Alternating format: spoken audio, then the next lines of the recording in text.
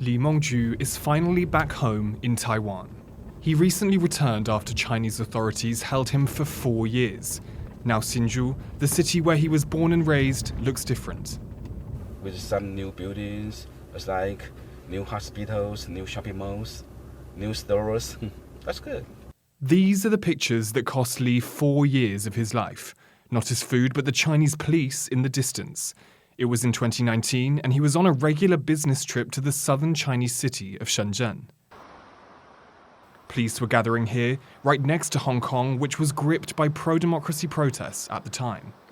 Li says he was curious about the police gathering and was in a public space, but that Chinese officials forced him to confess to espionage. They beat the table very loudly for several times and asked me to follow them. If you follow us, maybe the charge will be as low as you want. Li left prison in 2021, but a Beijing-imposed exit ban kept him in China until recently. The freedom is priceless. The freedom is just like the fresh air you breathe. If you lose the freedom, you will feel suffocated.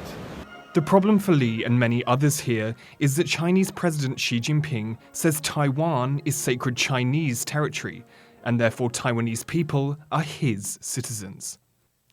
Li's experience has deepened his belief in the importance of defending Taiwanese autonomy. His old high school classmate Eric Yao offers some advice about dealing with the years lost in China. Since he got back, I often joke with him.